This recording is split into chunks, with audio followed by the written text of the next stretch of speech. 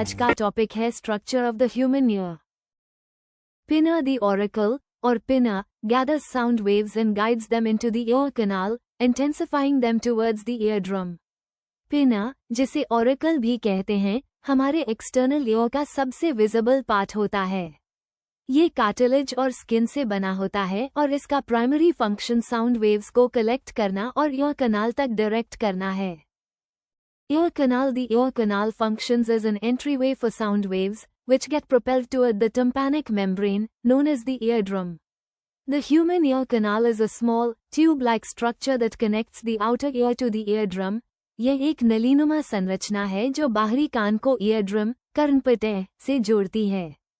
कान की नली लगभग 2.5 सेंटीमीटर लंबी होती है और हल्की मुड़ी हुई होती है। इसमें दो मुख्य भाग होते हैं, बाहरी कार्टिलेज वाला हिस्सा और भीतरी हड्डी वाला हिस्सा।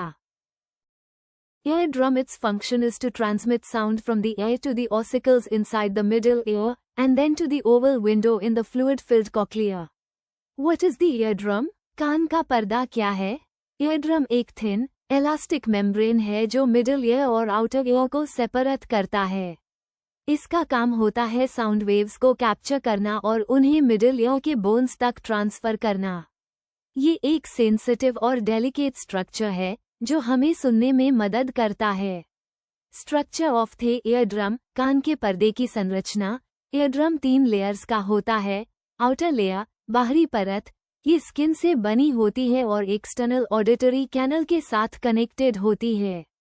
मिडिल लेयर, मध्य परत, इस परत में एक टफ फाइब्रस टिश्यू होता है जो ईयरड्रम को फ्लेक्सिबिलिटी और स्ट्रेंथ देता है।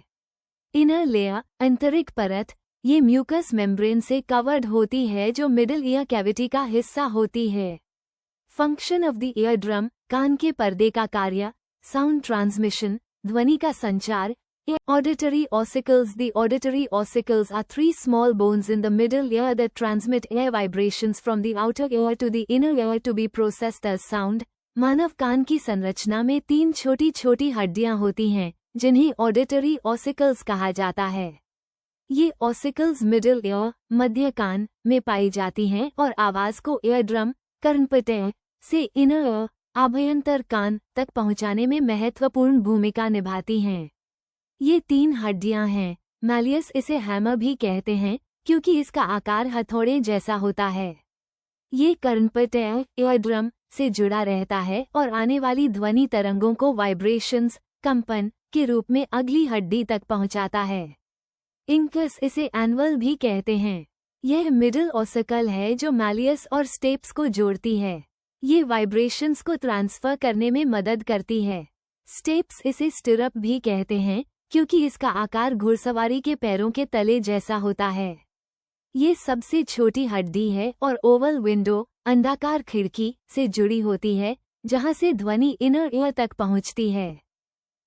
Auditory nerve. The auditory nerve is responsible for sending vibrations to the brain.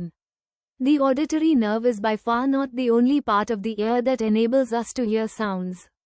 The auditory nerve, जिसे cochlear nerve भी कहते हैं, एक महत्वपूर्ण हिस्सा है जो हमारे कान और दिमाग के बीच सिग्नल्स को ट्रांसमिट करता है।